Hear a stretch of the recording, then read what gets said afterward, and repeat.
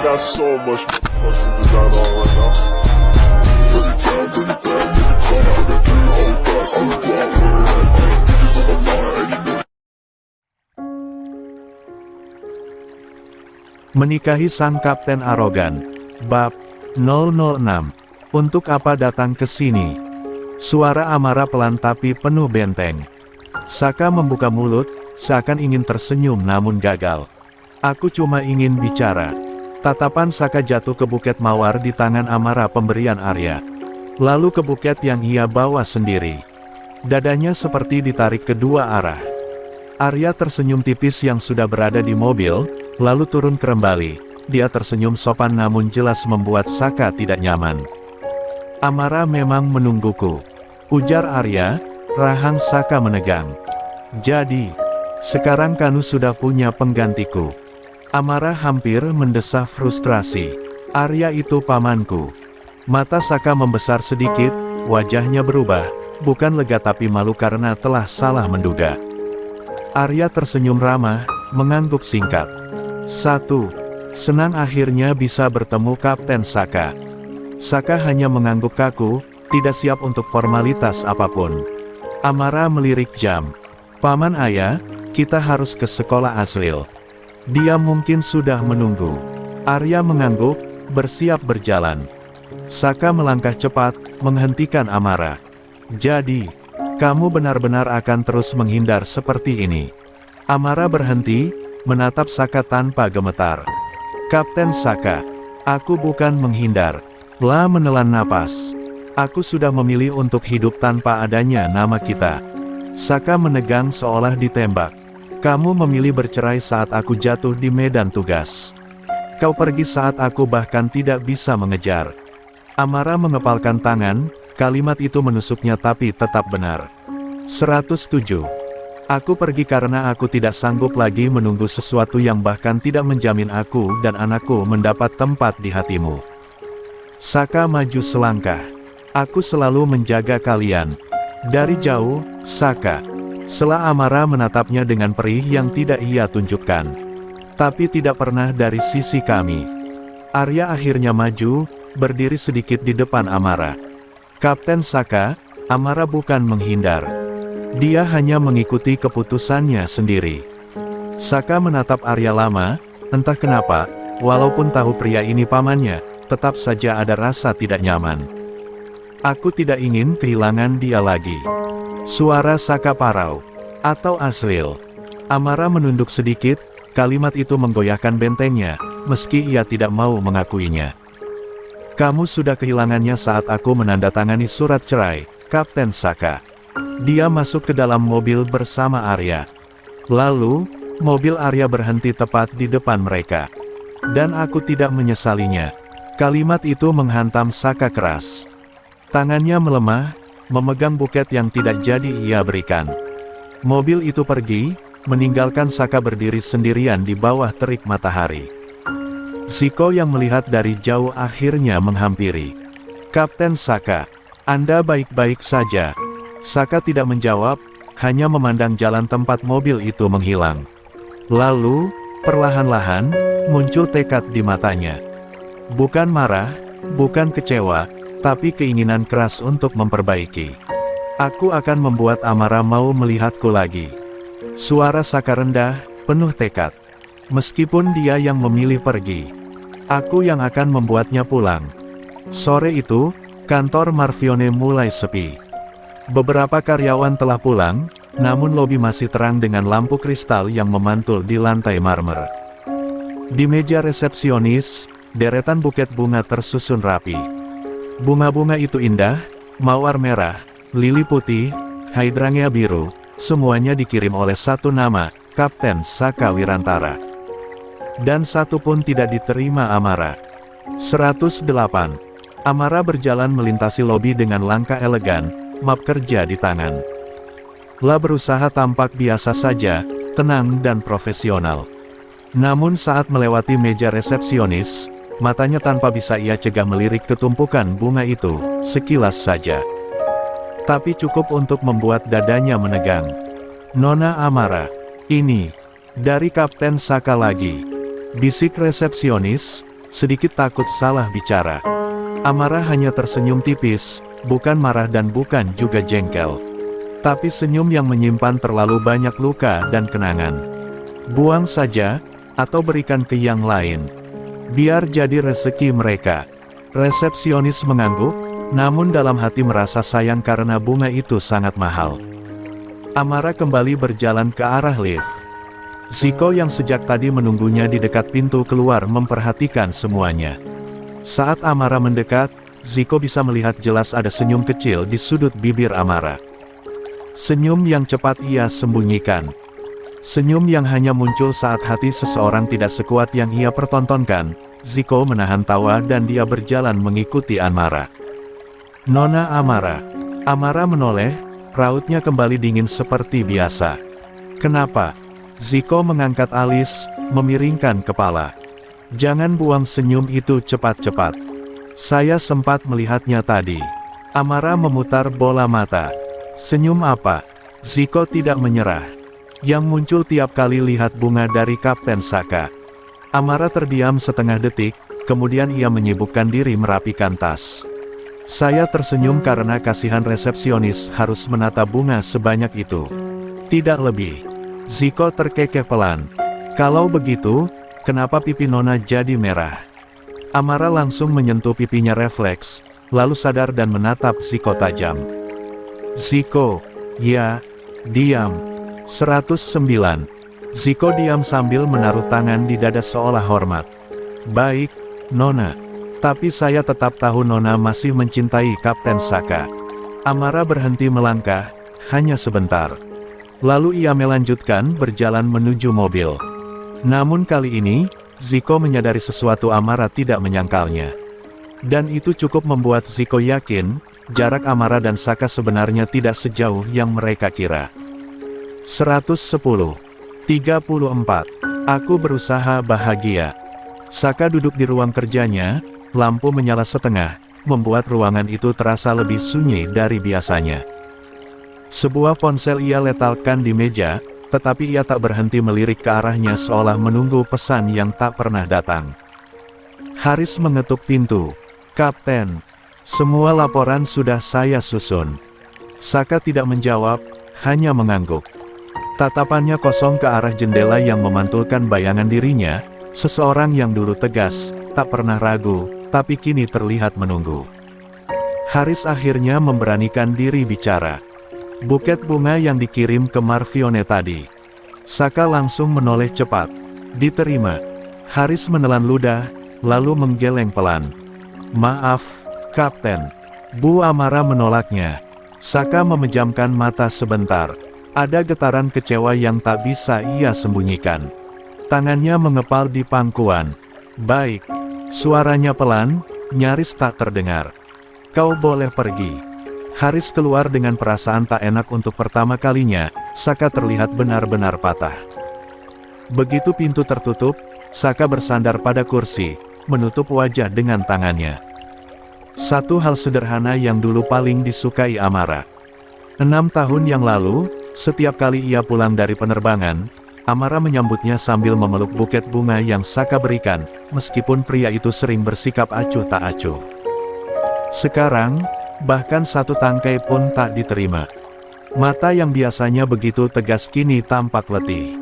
Amara, apa aku sudah tidak punya tempat lagi di hatimu? Keesokan paginya, ruang meeting lantai 8 Wirantara Air dipenuhi suasana berbeda hari itu. Begitu Amara melangkah masuk dengan Ziko satu langkah di belakangnya, semua kepala otomatis menoleh. Para pramugari senior, staf manajemen, sampai tim operasional menyunggingkan senyum kagum. Bu Amara, ketua pramugari legenda kita balik lagi. 111. Kami kangen cara Elbu menertibkan kami. Mereka benar-benar menyambutnya seolah seorang pemimpin lama yang sangat dirindukan akhirnya kembali. Amara tersenyum tipis, menyapa dengan anggun seperti dulu. Namun semua suara perlahan mereda saat pintu meeting kedua terbuka. Saka masuk, pria itu berhenti sesaat, hanya sesaat dan begitu melihat Amara. Seakan seluruh ruangan menghilang, hanya menyisakan sosok wanita itu saja. Amara yang tadi ramah, seketika menarik wajahnya kembali datar. Bahunya menegang, ekspresinya dingin, padahal detak jantungnya memukul rusuknya sendiri. Ziko melirik sekilas, dia tahu, dua orang itu sama-sama berpura-pura kuat. Saka berjalan ke kursinya tanpa mengalihkan pandang dari Amara. Sementara Amara menunduk sedikit, padahal ia menyadari benar setiap langkah Saka mendekat. Begitu duduk, rapat dimulai. Tapi hanya sebagian orang yang mengikuti jalannya rapat dan satu orang jelas tidak fokus, yaitu Saka. Setiap kali ia seharusnya menatap layar presentasi, matanya justru berpindah lagi ke arah Amara yang duduk dua kursi darinya. Amara tetap berusaha profesional, membuka file laporan, sesekali berbicara dengan Ziko. Namun tangannya gemetar kecil saat menyentuh pena. Saka melihat itu dan menelan ludah. Haris berdiri mempresentasikan data. Jadi, rute ke Kapten. Haris menoleh, Saka tak menjawab. Pria itu menatap lurus ke sisi kanan ke arah Amara seolah lupa seluruh dunia ada. Beberapa staf saling sikut dan berbisik. Kapten Saka melamun. Beliau melihat Bu Amara terus, ya Tuhan. Astaga, romantis tapi ngenes banget. Haris mengulang lagi, sedikit keras. Kapten Saka, rute ke. Saka tersentak kecil. Ah, maaf, tolong ulangi. Pandangan orang-orang langsung mengerti alasan ketidakfokusan Saka. Seluruh ruangan memperhatikan Saka yang tanpa sadar kembali menatap Amara sesaat setelah berkata maaf. Amara menghela napas panjang. Lah menopang dagu, berusaha tak peduli, padahal wajahnya memanas. Ziko tersenyum miring melihat itu. Diam-diam ia menikmati bagaimana semua orang akhirnya menyadari sesuatu. Saka Wirantara kapten yang selalu tegas dan dingin hanya kehilangan fokus untuk satu wanita di dunia ini. Dan wanita itu adalah mantan istrinya, Amara. Begitu rapat dinyatakan selesai, Amara langsung berdiri. Instingnya selalu sama, keluar duluan sebelum Saka sempat mendekat. Namun baru dua langkah, sebuah tangan menahan pintu. Haris muncul di depannya dengan 112, ekspresi canggung. Bu Amara, Kapten Saka ingin berbicara dengan Anda. Amara langsung menegang. Sekarang, ya, Bu. Beliau menunggu, Anda. Haris melirik ke arah Saka. Ziko yang berdiri sedikit jauh mengangkat alis, siap melindungi bila diperlukan. Namun Amara mengangkat tangan kecil, memberi isyarat ia baik-baik saja. Ziko, kamu tunggu di lobi. Ziko mengangguk, meski wajahnya jelas khawatir. Pintu menutup perlahan, menyisakan Amara dan Saka di ruangan rapat yang kini sunyi. Amara belum sempat berbalik ketika langkah kaki itu terdengar mendekat. Begitu ia menoleh, Saka sudah berdiri sangat dekat. Amara refleks melangkah mundur, tapi meja di belakangnya menghentikan gerakannya. Lah berusaha terdengar tegas. Kapten Saka, tolong jaga jarak Anda. Kita sudah. Ucapan itu mati, Saka membungkuk sedikit, suara rendahnya bergetar.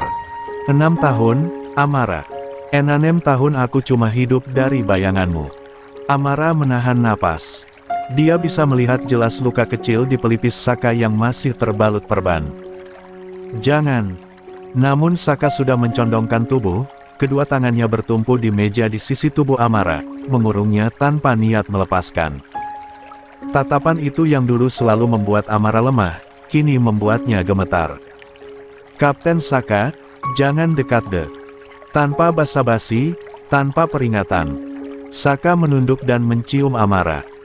Amara terkejut, tangannya otomatis menekan dada Saka, tetapi Saka justru semakin menahan wajahnya, seolah takut Amara kembali menghilang begitu bibirnya dilepaskan. 5 tahun kemarahan dan 6 tahun rindu bercampur begitu saja di antara jarak mereka yang tiba-tiba tak ada. Ketika Saka akhirnya melepasnya, napas keduanya terengah, dan suara Saka pecah pelan. Jangan pergi lagi. Amara memalingkan wajah, matanya memerah, suara seraknya bergetar di tenggorokan. Kita sudah selesai, Kapten Saka. 113. Saka mengepalkan tangan, rahangnya mengeras tetapi matanya justru terlihat runtuh. Aku nggak pernah selesai sama kamu, Amara. Amara menegakkan tubuh, mencoba memulihkan napasnya yang masih kacau akibat ciuman mendadak itu. Tangannya bergetar pelan namun ia paksa menjadi kuat. La menatap Saka dengan mata yang sudah kembali dingin meskipun seluruh tubuhnya masih bergetar karena perasaan yang dihidupkan kembali. Jangan lakukan itu lagi, ucap Amara lirih namun tajam. Saka memejamkan mata sejenak, seolah berusaha menahan gelombang emosinya. Aku minta maaf. Tapi aku benar-benar kehilangan kendali kalau itu tentang kamu. Dan itu alasan kenapa aku pergi dulu. Sela Amara. Amara menghela napas, mengusap bibirnya yang masih terasa hangat akibat ciuman Saka. Kamu nggak pernah tahu batas, Kapten Saka. Nggak pernah. Saka bersandar ke meja, menatap Amara tanpa kedip. Aku kehilangan kamu. Aku kehilangan keluarga. Perusahaan hancur. Semua itu dimulai ketika kamu pergi. Amara tertawa kecil, bukan tawa bahagia tetapi tawa pahit. Aku pergi karena kamu mengabaikan aku, Kapten Saka. Karena kamu membiarkan orang lain masuk ke hidupmu dan menghancurkan semuanya. Jangan salahin aku. Saka tersentak, rahangnya mengeras. Aku salah, Amara. Aku tahu. Dan aku udah bayar semuanya. Selama 6 tahun ini aku. Cukup. Amara memotong cepat. La melangkah ke pintu, ingin menyingkir sebelum emosinya pecah lagi. Namun saat tangannya menyentuh gagang pintu, Saka berkata pelan, suara yang penuh patahan. Amara. Setidaknya bilang kalau kamu bahagia tanpa aku. Langkah Amara terhenti. Saka menatap punggungnya, mata yang tidak terlihat oleh Amara kini kembali dipenuhi rasa sakit. Bilang, biar aku bisa berhenti ngejar kamu. Amara tidak menoleh, tenggorokannya tercekat. Ada jeda panjang dan terlalu lama. Saka menunggu, jantungnya berdetak keras. Hingga akhirnya Amara berkata dengan suara rendah, hampir seperti bisikan. Aku berusaha bahagia. Saka menunduk, nyaris roboh mendengar jawaban itu. Karena itu bukan aku bahagia tanpa kamu. Itu adalah pengakuan bahwa ia tidak baik-baik saja. Saka menelan napas berat. Kalau kamu masih berusaha, aku akan tetap berusaha juga. 114. Amara menggigit bibir, menahan hati yang hampir runtuh lagi. Kapten Saka, tolong. Jangan buat semuanya makin rumit. Saka mengangkat wajah, tatapannya penuh tekad dan luka yang sama besar. Aku cuma minta satu kesempatan. Satu aja. Biar aku bisa buktiin kalau aku nggak akan nyakitin kamu lagi. Amara membuka pintu tanpa menoleh. Satu kesempatan itu sudah kamu buang 6 tahun lalu, Kapten Saka. Saka berdiri terpaku di tengah ruangan sampai bahunya jatuh, dan untuk pertama kalinya setelah bertahun-tahun, ia merasakan luka itu menyayat lagi. 115. 35. Masih cemburu. Pintu mobil tertutup pelan. Amara duduk dengan napas masih tak beraturan, wajahnya memanas, dan jantungnya seperti baru saja disetrum. La menatap lurus ke depan, tangan meremas rok seragamnya erat. Ziko mengintip dari sisi kemudi, ekspresi khawatir langsung muncul. Nona, Anda oke? Tanya Ziko hati-hati. Amara tidak menjawab, bibirnya masih terasa hangat bekas ciuman yang sama sekali tidak ia duga. Dia mengangkat jemari, menyentuh sudut bibirnya seperti mencoba memastikan itu benar-benar terjadi. Ziko semakin gelisah. Nona, wajah Anda merah banget. Tadi Kapten Saka bilang apa? Apa dia bikin Anda tidak nyaman? Amara menutup mata sebentar, mencoba menetralkan napas yang naik turun. Tidak, bukan begitu. Suaranya pelan dan bergetar. Ziko menelan ludah. Saya melihat dari tadi Kapten Saka kayak nggak bisa fokus kalau Nona ada di ruangan itu. Amara mengalihkan wajah ke kaca jendela, menatap pantulan dirinya. Dia tetap sama, tetap seenaknya.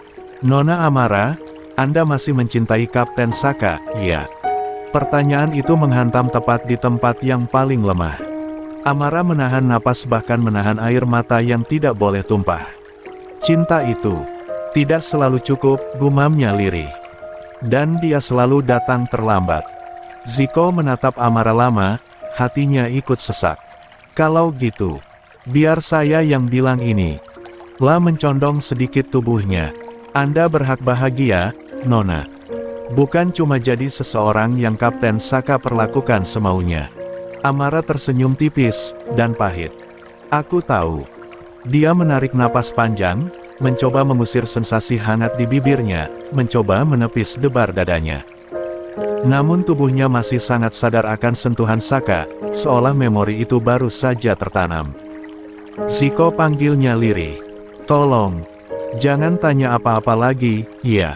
Ziko mengangguk pelan. Baik, Nona. Mobil melaju perlahan keluar dari area perusahaan. Di kursi penumpang, Amara memejamkan mata, satu tangannya menggenggam dada. La membenci dirinya karena jantungnya masih berdebar seperti itu. La membenci fakta bahwa meskipun ia yang memilih bercerai, Saka masih menjadi satu-satunya lelaki yang bisa membuatnya gemetar hanya dengan satu ciuman. 2 hari berlalu, sejak ciuman pertama setelah 6 tahun berpisah. Lampu kristal berkilauan, musik lembut mengalun, dan seluruh ruangan dipenuhi orang-orang penting dari industri penerbangan. Malam itu semua penerbangan besar menghadiri acara bergengsi tersebut. Wirantara Air, Marvione, dan Garuda Air, ada beberapa penerbangan lainnya. 116. Amara melangkah masuk bersama pamannya, Arya. Gaun hitam simpel namun elegan membalut tubuhnya, rambut disanggul rapi, tampilannya membuat beberapa kepala otomatis menoleh. Keponakanku selalu mencuri perhatian, gumam Arya dengan bangga. Amara tersenyum tipis, dia tidak sedang ingin menjadi pusat perhatian, apalagi ketika ia tahu Saka pasti hadir. Dan benar saja, dari sisi ruangan, Saka masuk bersama Haris. Sosoknya gagah dengan setelan gelap, bahunya lebar, wajahnya tegas, kapten kebanggaan Wirantara yang selalu menjadi sorotan. Namun malam itu matanya hanya fokus pada satu orang, yaitu Amara. Saka berhenti sejenak tanpa sadar, rahangnya mengeras. Haris memerhatikan perubahan itu dan hanya menghela napas panjang.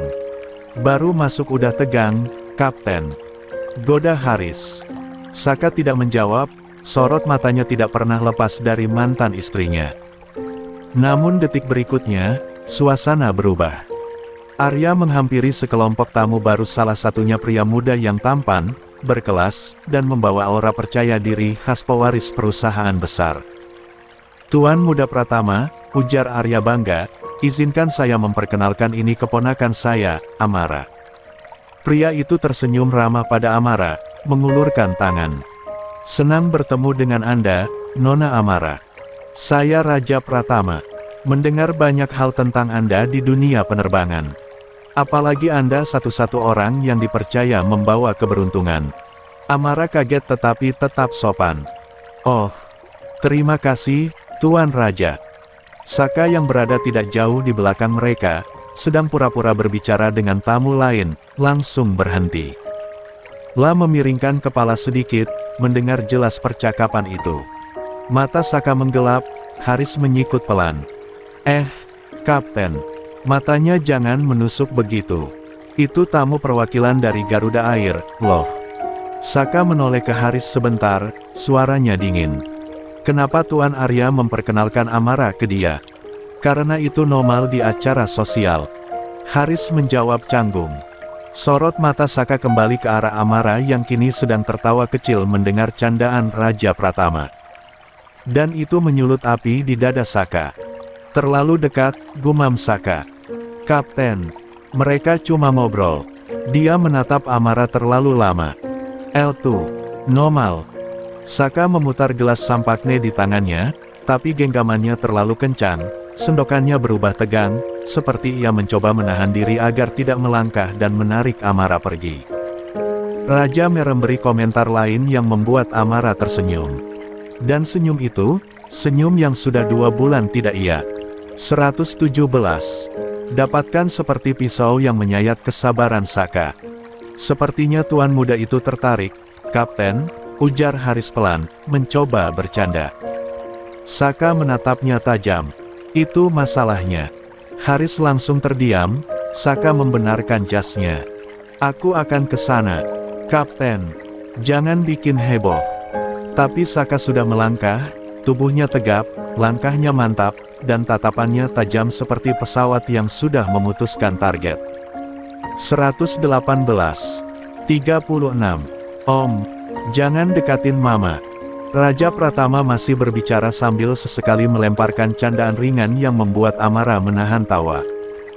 Arya di samping mereka terlihat puas, akhirnya Amara punya kenalan baru yang aman dan jauh dari masa lalunya. Namun senyum itu hilang seketika saat bayangan besar berhenti tepat di depan mereka. Tepat berdiri di antara Amara dan Raja, tanpa permisi, tanpa basa-basi. Permisi, Tuan Muda, suara Saka rendah namun sangat jelas. Anda sedang berbicara dengan Is. Amara langsung memotong cepat. Mantan istri Anda, Kapten Saka. Saka menoleh sedikit ke arahnya, rahangnya mengeras. Detail kecil yang tidak perlu kamu katakan di sini. 1. Raja Pratama tersenyum sopan meski jelas menahan terkejut. Ah, jadi Anda Kapten Saka yang sering disebut orang-orang. Senang bertemu. Saka tidak menerima uluran tangannya. Alih-alih, ia menatap tangan raja yang masih menggantung di udara, lalu menatap pria itu dari ujung rambut sampai ujung sepatu. Tatapan yang sangat jelas mengirim pesan, tidak cocok untuk Amara. Arya mencoba mengambil alih situasi. Kapten Saka, kami sedang. Kalian selesai, potong Saka dingin. Amara memicingkan mata. Aku tidak ingat mengizinkanmu memutuskan apapun untukku. Saka menggeser sedikit tubuhnya, kini wajah mereka berdekatan cukup dekat untuk membuat Amara menahan napas. Amara, suaranya rendah, penuh tekanan, kita perlu bicara. Di acara sebesar ini. Tidak. Amara berbalik dan hendak pergi. Saka menangkap pergelangan tangannya tidak keras, tapi cukup membuatnya berhenti. Semua dilakukan dengan sangat tenang, sangat terkontrol, seperti kapten yang terbiasa menghadapi badai. Lepaskan, desis Amara. Saka mendekat setengah langkah, suara hampir seperti bisikan. Kamu tersenyum untuk pria lain, tapi diam untukku. Bagaimana aku tidak ingin bicara, Raja Pratama tampak tersinggung tetapi tetap menjaga sopan santun. Kapten, sepertinya Nona Amara merasa tidak nyaman. Saka menatap Raja dengan senyum tipis yang bukan senyuman. Saya tahu, karena Anda. Amara menarik tangannya paksa. Kapten Saka. Cukup. Saka memejamkan mata, mencoba menahan emosinya. Ketika ia membuka mata lagi, tatapannya tertuju penuh. 119.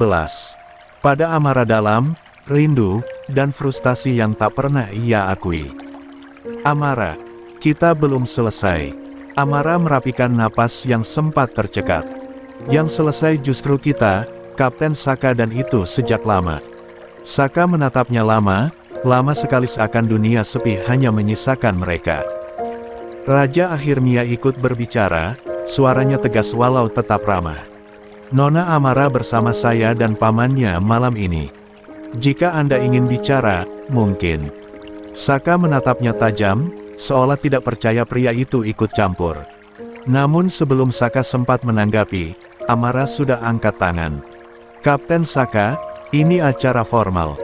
Aku tidak ingin membuat keributan. Tolong jaga perilaku. Saka tersenyum miring, senyum yang penuh rasa sakit dan cemburu. Aku menjaga, itu sebabnya aku di sini sebelum kamu benar-benar pergi dengan pria yang bahkan tidak kamu kenal. Raja membuka mulut hendak membalas, tetapi Amara lebih cepat. Kapten Saka, hentikan.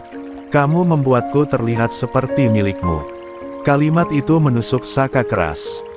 Saka menunduk sedikit, mendekat, suaranya sangat pelan namun menusuk. Kamu memang milikku. Amara terpaku, Arya terbelalak dan Raja terlihat tidak nyaman. Suasana di antara mereka menegang seperti kawat. Saka akhirnya melangkah mundur. Masih menatap Amara, masih dengan api yang sama. Aku akan menunggumu di luar, katanya pelan, entah kamu mau atau tidak, kita akan bicara. Saka berbalik dan pergi meninggalkan mereka, bahunya tegang, tangannya terkepal kuat. Raja menoleh ke Amara. Apakah dia selalu seperti itu? Amara menghela napas gemetar. Tidak, dia lebih parah dari itu. Arya masih mencoba menahan lengan Amara. Kamu yakin? Saka itu. Paman. Amara menatapnya lembut. Aku harus menyelesaikan ini. Aku tidak akan kabur terus. Arya menghela napas berat, akhirnya mengangguk meski jelas tidak rela. Baiklah, tapi kalau dia macam-macam, aku bisa urus Kapten Saka, balas Amara singkat. Arya baru saja melepas lengan Amara, membiarkan keponakannya pergi. Di luar ruangan yang megah itu di parkiran VIP. Tepat saat itu, Asriel, yang datang bersama Ziko hendak mencari ibunya, berjalan cepat melewati area parkir VIP dan matanya langsung membulat. Lah melihat mamanya masuk ke mobil. 120. Seorang pria. Asriel memegangi pipinya yang kotor es krim. Loh, Mama, kok masuk mobil orang? Anak 5 tahun itu memiringkan kepala, bingung, dia teringat dengan kata Ziko, orang dewasa kalau masuk mobil sembunyi-sembunyi artinya bahaya. Maka Asriel langsung panik. Om Ziko, Mama diculik. Ziko tersentak. Hah? Apa? Mama masuk mobil orang. Asriel menunjuk lurus ke mobil Saka. Ziko memicingkan mata dan langsung menutup wajahnya. Aduh, bukan diculik, nak. Tapi, tidak apa-apa. Biar Om cek. Namun, Asriel sudah keburu berlari duluan. Di dalam mobil, begitu Amara masuk, Saka langsung duduk tegak seperti seseorang yang menunggu 6 tahun hanya untuk detik ini. Aku senang kau datang, katanya pelan. Kita bicara sebentar saja, Amara tegas. Aku tidak mau. Saka tidak menunggu kalimatnya selesai. Lah mendekat, kedua tangannya menahan jok di samping wajah Amara. Aku mau bicara dengan cara yang lebih cepat. Kapten Sa, jangan. Terlambat. Saka mencium Amara, keras, penuh kerinduan, penuh rasa kehilangan. Amara hendak mendorong, tapi tubuhnya justru melemah karena ciuman itu perlahan berubah lembut dan terlalu lembut sampai Amara membiarkan diri terhanyut. Hingga suara ketukan itu terdengar. Tok, tok, tok, Mama, ayo keluar. Amara dan Saka serempak membelalak. Itu, Asriel. Mara langsung panik. Saka hanya tersenyum kecil, geli. Anak kita punya timing sempurna. Tutup mulutmu. Amara buru-buru menarik jas Saka dan menutupi wajahnya sendiri, tersungkur panik. Daf, Om, bukain. Mama ada di dalam kan? 121. Saka menghela napas, menurunkan kaca. Asriel muncul, wajah kecilnya merah karena emosi. Om, turunin Mama, bentak Asriel. Saka masih santai seakan tidak peduli, dia hanya melirik kecil ke arah Amara yang bersembunyi. Asriel, di sini tidak ada Mama Asriel. Ada. Asriel tadi lihat Mama masuk mobil Om. Saka tersenyum lembut, melirik sedikit pada Amara yang bersembunyi. Di sini cuma ada istriku. Amara yang mendekam di bawah jas langsung mencubit dada Saka sekeras mungkin. Au, Amara. Saka bersuara pelan, menahan sakit sambil tetap menjaga wajah cool di depan Asriel. Dicubit lagi, 2 kali lebih sakit. Aduh, sayang, pelan sedikit. Asriel semakin frustrasi. Om, bohong. Mama ada di dalam kan? Asriel lihat tadi. Ziko akhirnya datang dengan wajah paling lelah sedunia. Kapten Saka. Kalau Nona Amara tidak keluar sekarang, Asriel pasti akan membakar mobil ini, lihat saja wajahnya. Saka mendesah. Baik, aku menyerah. Dia menoleh ke dalam, mengangkat sedikit jasnya dan berbisik ke Amara. Sayang, jangan lari lagi setelah ini. Amara membalas dengan tatapan maut. Akhirnya pintu dibuka, Amara keluar sambil menunduk, wajah masih terselubung, malu setengah mati. Asriel langsung memeluk pinggangnya, masih terengah. Mama, jangan masuk mobil orang lagi. Asriel kira Mama diculik. Amara hanya bisa mengelus kepala anaknya, sementara wajahnya memerah karena malu, sedangkan Saka bersandar pada jok dalam mobil, menatap pemandangan itu dengan puas, sangat puas seolah baru memenangkan setengah hidupnya kembali. Asril masih memeluk pinggang Amara erat, seolah takut ibunya menghilang lagi. Saka turun dari mobil, menyandarkan punggung pada pintu sambil memasukkan tangan ke saku. Sorot matanya tak lepas dari Amara dan dari bocah kecil yang kini menatapnya dengan pandangan super waspada. Ziko baru saja hendak mengantar Amara pergi ketika Asril berdiri tegak, kedua tangannya bertolak pinggang, menatap Saka seperti anak kecil yang sedang menghadapi musuh bebuyutannya. "Om," serunya lantang. 122. Saka menurunkan tubuh sedikit, menyamakan tinggi dengan Asril. "Ya." Asril menunjuk hidung Saka. "Jauh-jauh dari Mama. Jangan deketin Mama lagi." Amara terbatuk, syok. "Asril." Namun bocah itu mengangkat tangan, menyuruh ibunya diam seperti pahlawan yang hendak melindungi negaranya. Saka menahan senyum. "Dan kalau Om gak mau jauh dari Mama?" Asril memicingkan mata. "Ya Om harus mau. Mama gak boleh dekat sama orang aneh." "Aneh?" Saka mengulang sambil mengangkat alis. "Om ini bukan orang aneh, Om ini calon suami Mama kamu." Amara spontan tersedak ludah. Ziko menatap langit, pasrah. Asril membeku 5 detik lalu melotot. "Nggak boleh. Mama nggak boleh nikah sama Om." Saka malah mengangguk pelan, sok serius. "Tapi Om mau nikah sama Mama. Om bakal kejar Mama sampai Mama jadi istri Om lagi." Asril hampir naik pitam. "Mama nggak punya suami. Mama cuma punya Asril." Saka menahan tawa. "Yah, nanti Mama punya 2, dong." Asril mendengus keras, wajahnya memerah, tangan kecilnya mengepal seperti hendak menonjok Saka. "Kalau Om masih ngejar Mama." Asril mengangkat tangan ke langit, dramatis sekali. "Aku kutuk Om jadi batu." Amara memejamkan mata. "Ya Tuhan." Ziko menutup mulut menahan tawa. Sementara Saka hanya menatap bocah kecil itu lalu tertawa kecil. Tawa rendah, tenang, tetapi penuh arti. "Kalau Om jadi batu, bagaimana Mama tidur sendirian nanti?" Saka merembalas santai. Asril ternganga. "Hah?" Saka mencondongkan tubuh, menatap lurus pada Asril. Mata biru gelapnya menantang, tapi lembut. "Om tetap akan kejar Mama. Sampai Mama kembali sama Om." Sampai Asril tahu. Kalau Om bukan orang asing. Ada jeda, sebentar dan hanya cukup lama untuk Amara merasa dadanya sesak.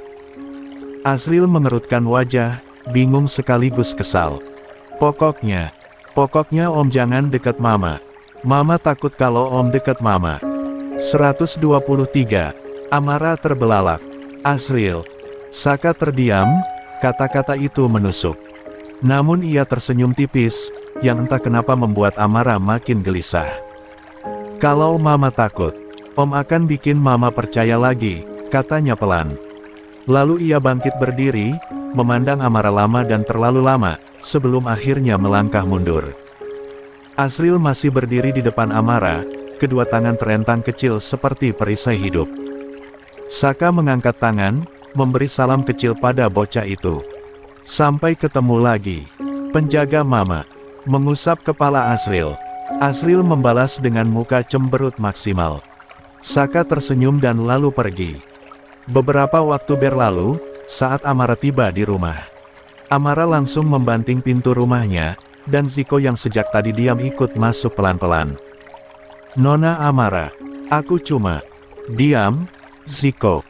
Suara Amara bergetar, bukan karena takut, tapi karena menahan kesal yang sudah menggunung sejak di mobil tadi. "Aku bilang sama kamu tunggu di lobi. Kenapa kamu malah naik ke parkiran dan bikin masalah makin rumit? Apa susahnya nurut?" "Hah?" Amara memijit pelipisnya, frustasi. Ziko menunduk, wajahnya masam. "Aku cuma khawatir. Kapten Saka itu.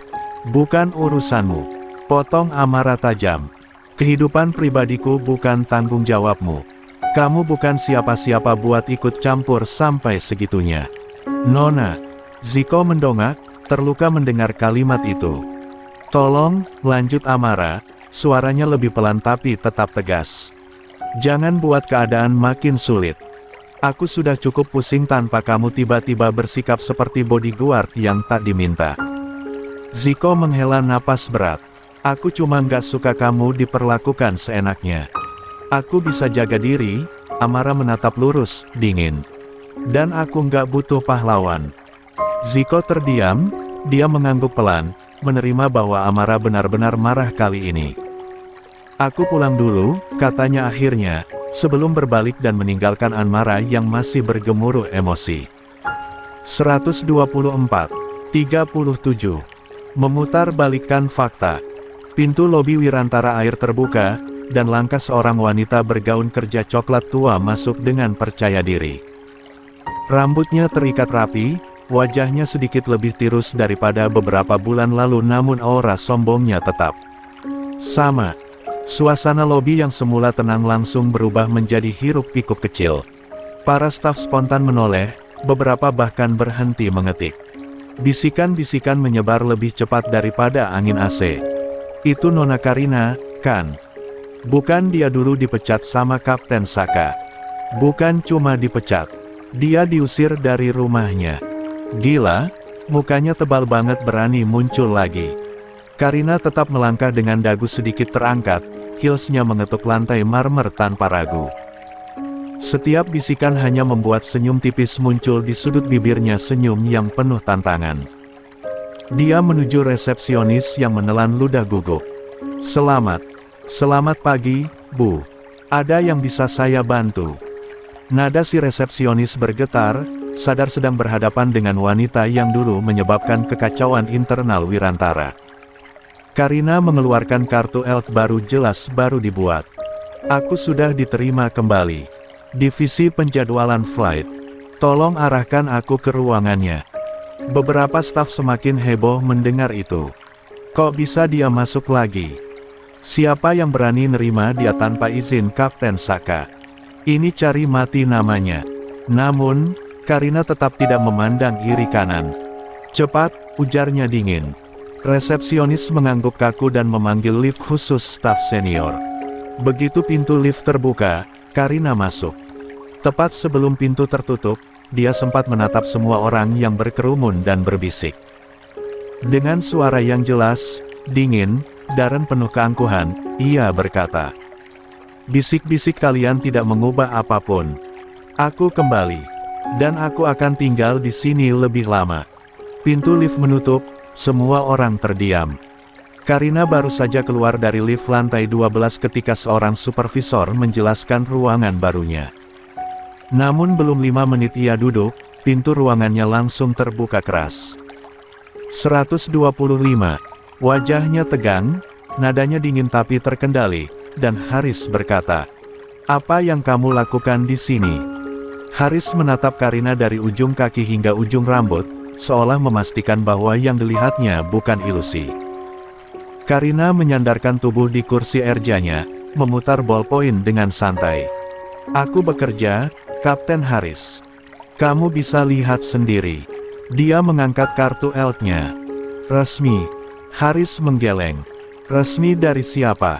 "Tidak ada surat persetujuan dari Kapten Saka." "Kamu tahu itu wajib." Karina tersenyum miring. "Tidak semua keputusan harus datang dari Kapten Saka. Ada banyak orang penting di Wirantara Air." La mencondongkan tubuh. "Bukan dia saja." Haris mendekat, suaranya rendah, tajam. "Kamu sudah dikeluarkan secara permanen. Kamu melanggar aturan internal dan menyebabkan konflik keluarga. Ini nggak mungkin terjadi tanpa campur tangan orang luar." Karina malah tertawa kecil. "Kalau ku pikir-pikir, kamu ini sama saja. Masih peliharaan setia Kapten Saka." Haris menahan emosi. "Nona Karina, dengarkan aku. Ini bukan tempat yang aman buat kamu." Karina berdiri. "Tentu aman. Apalagi sebentar lagi Kapten Saka akan kembali dekat denganku." Dia memperbaiki rambutnya, lalu menatap Haris penuh keyakinan. Dia sedang menjauh dari Amara, kan? Haris membeku, senyum Karina semakin melebar. Dia tahu dia menyentuh titik yang tepat, pintu kembali terbuka. Langkahnya berat, cepat, dan penuh emosi terdengar menghantam keramik koridor. Haris, suaranya berat, keluar. Kata Saka pada Haris. Haris menatap Karina sekali lagi, memberi peringatan diam, lalu pergi. Begitu pintu tertutup, Saka menatap Karina lama tanpa bicara. Karina tersenyum lembut, pura-pura rapuh. Mas Saka, aku kangen. Saka tidak menjawab. Kau tidak seharusnya ada di sini, katanya akhirnya. Karina mendekat, Mas, aku sudah berubah. Aku hanya ingin bekerja lagi di perusahaan keluarga. Di sisimu dan itu seperti dulu. Saka menghindar. Dulu aku bodoh membiarkanmu bertahan terlalu lama. Karina tersentak, Saka melanjutkan. Kamu keluar dari sini sebelum jam makan siang. Atau aku yang akan menyeretmu pergi. 126. Senyum Karina hilang. Kalau aku tidak mau pergi. Nada Karina tajam, Saka menatapnya dingin. Jangan memaksaku membuatmu menyesal. Di saat yang sama, Amara tiba bersama Ziko untuk meninjau rencana kerja sama baru. Dia tidak tahu apa yang sedang terjadi di lantai atas. Namun begitu Amara melangkah ke lobi, para staf langsung diam dan beberapa langsung bisik-bisik. Ketua pramugari datang. Ya Tuhan, Bu Amara dan Nona Karina ada di gedung yang sama. Ini bakal kacau. Amara mengerutkan kening. Ziko langsung merasa tidak enak. Nona, sepertinya ada sesuatu. Koridor lantai atas sedang sepi ketika Amara berjalan menuju ruang pengawas. Ziko tertinggal sebentar karena menerima panggilan telepon. Saat Amara melewati area dekat tangga darurat, seseorang tiba-tiba muncul dari samping. Dengan tatapan penuh benci yang tidak disembunyikan sedikitpun. Amara, Karina mendesis pelan. Pantas saja Kapten Saka berubah. Ternyata kamu kembali menggoda dia. Amara menghela napas pendek.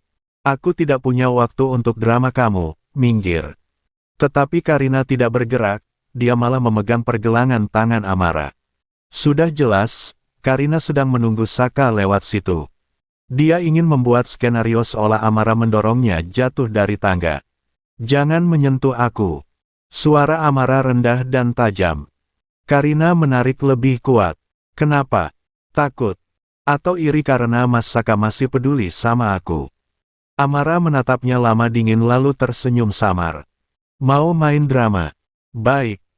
Dalam satu gerakan cepat, Amara membalikkan posisi, meraih lengan Karina, lalu memutar tubuh mereka sehingga dirinya lah yang tampak seolah berada di bawah tekanan Karina, tepat di tepi tangga. Kini Amara berada setengah tergantung, tubuhnya miring seolah ditahan Karina. Karina terkejut, Amara, apa yang kamu? Amara berbisik, senyumnya licik. Aku cuma mengembalikan rencanamu. Kamu tahu, aku pernah hidup dengan orang yang suka menjebak. Kamu terlalu mudah dibaca. 127. Karina memucat, epaskan. Amara, jangan main-main. Amara menaikkan alis, pura-pura gemetar. Melakukan apa yang kau rencanakan padaku? Tentu saja. Lalu Amara melepaskan pegangan tangannya sendiri, membuat tubuhnya jatuh ke lantai dengan suara cukup keras namun masih aman, hanya terlihat seperti jatuh parah, dan tepat pada detik itu Kapten Saka muncul. Saka baru keluar dari ruang rapat dan melihat adegan itu dari ujung koridor, Amara yang jatuh dan Karina yang berdiri di atasnya. Wajah Saka langsung mengeras. Karina panik. Mas Saka, bukan aku. Amara jatuh sendiri. Aku. Dav. Saka menghentak langkah, mendorong Karina menjauh tanpa menyentuh keras tapi sangat tegas. Menjauh dari dia. Suara Saka dingin, tajam, mengancam. Mas, aku tidak. Aku bilang menjauh. Karina tercekat, tubuhnya bergetar. Saka lalu berlutut cepat di sisi Amara, memegang bahunya dengan cemas. Amara, kau dengar aku. Ekspresi Saka seperti mau pingsan sendiri. Amara membuka mata perlahan berpura-pura lemah. Kapten Saka, Aku tidak apa-apa. Saka menggeleng cepat. Tidak, kita ke rumah sakit sekarang. Tanpa memberikan Amara kesempatan menolak, Saka mengangkatnya dalam gendongan menyamping. Amara memejamkan mata samar, menyembunyikan senyum kecil yang nyaris tak terlihat. Sementara itu Karina berteriak, "Mas Saka, kamu salah paham. Aku tidak menyentuh dia. Aku dijebak. Kenapa kamu percaya dia?" Saka berhenti sejenak, menatap Karina begitu gelap hingga wanita itu mundur selangkah. "Karina," katanya pelan namun mengerikan, "jika kamu sentuh Amara lagi, aku akan membuatmu berharap tidak pernah dilahirkan." Karina terpaku, shock, hatinya hancur. Saka tak menoleh lagi, langsung berjalan cepat membawa Amara ke lift. 128. Amara menyandarkan kepala di bahu Saka. Suara rendah dan lembut itu akhirnya muncul dari bibirnya. Untuk seseorang yang mengaku sudah tidak peduli. "Kamu terlalu panik." Saka menatapnya, wajahnya tak bisa menyembunyikan rasa cemas. "Amara, tolong berhenti menjauh dariku." Amara tersenyum pelan, senyum kemenangan kecil. Karina menghentakkan kakinya menahan amarah yang memuncak. "Hai, men, teman ini karya baru autor, ayo ramaikan. Baik Akbar sang Kapten Dirga." 129. 38. Aku kembali untuk membuka mata kamu kalau selama ini kamu salah. Koridor rumah sakit dipenuhi langkah cepat. Saka mendorong pintu ruang IGD dengan wajah gelap, Amara dalam gendongannya, tubuhnya lemah pura-pura, namun matanya sempat melirik Karina yang berdiri di belakang, pucat dan gemetar. Begitu dokter membawa Amara masuk, Saka berbalik. Rahangnya mengeras, Karina menelan ludah. Aku tidak mendorongnya, Mas." Amara jatuh sendiri. "Dia," plak. Tamparan Saka terdengar keras memantul di dinding. Karina terpental hingga lututnya menyentuh lantai, pipinya memerah dan matanya membesar tak percaya.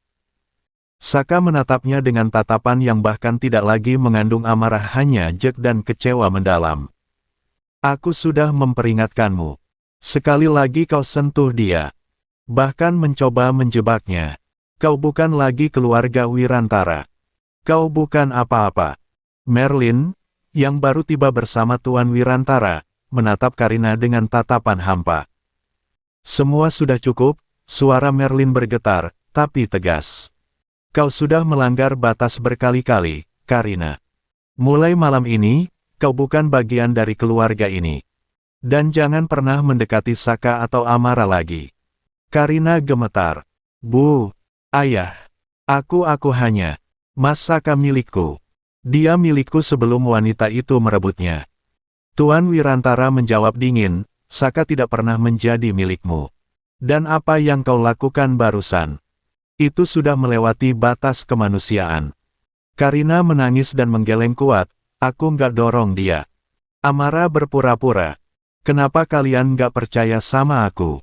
Langkah lain terdengar, Ziko muncul dari koridor, dengan ekspresi tanpa kompromi. Lah berdiri tepat di depan Karina. "Semua sudah selesai. Aku baru saja menyerahkan laporan resmi ke pihak berwajib. Tuduhan percobaan pembunuhan kepada Nona Amara." Karina terbelalak. "Kau gila. Aku nggak pernah." Ziko mencondongkan tubuh, suaranya dingin seperti es. "Kita punya saksi, CCTV, dan rekaman suara dari beberapa tamu di lantai atas." Lah menyeringai kecil. "Kau pikir kau bisa jatuhin Nona Amara dengan trik murahan begitu?" Karina memandang ke sekeliling. Tak ada sedikit pun wajah yang membelanya. Saka akhirnya merembuka mulut, suaranya rendah, tajam, dan menghukum. 130. Kau sudah merusak hidupmu sendiri. Jangan pernah muncul di depan Amara lagi. Atau aku pastikan kau menyesal bernapas. Karina terisak, namun Saka tak menoleh sedikit pun ketika dokter memanggilnya kembali. "Kapten Saka, kondisi Nona Amara stabil. Anda bisa masuk." Saka langsung masuk. Di balik pintu kaca, sesaat sebelum pintu menutup, Amara tersenyum tipis, senyum yang hanya terlihat oleh Karina. Senyum kemenangan penuh ketenangan, seolah berkata, Permainanmu selesai. Gerak bibir itu jelas terlihat di mata Karina. Karina menjerit frustasi, tubuhnya melemah, namun tak satu pun yang menoleh kepadanya lagi. Amara. Suaranya parau. Amara menoleh perlahan, ekspresi dingin. Apalagi, Kapten Saka. Kau sudah pastikan Karina diseret keluar rumah sakit, atau kamu masih ingin mempertahankannya? Saka menghela napas panjang, duduk di tepi ranjangnya.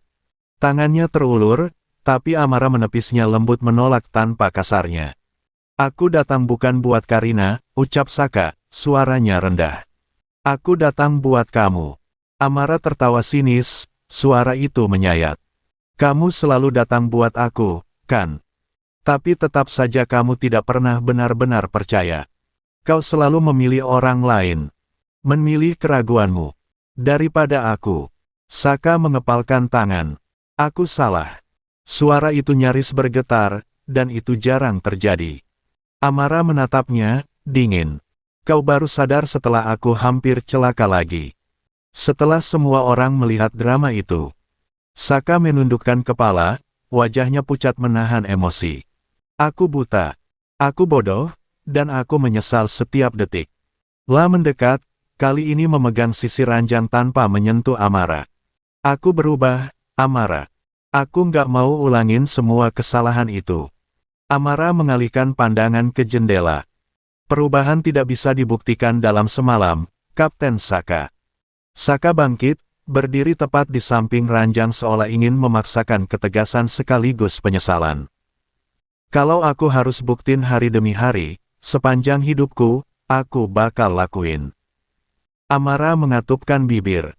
131. Kapten Saka. Aku capek. Aku tidak mau kembali menjalani hubungan yang sama. Kau terlalu mudah dipengaruhi. Terlalu cepat percaya orang lain. Terlalu lambat membela aku.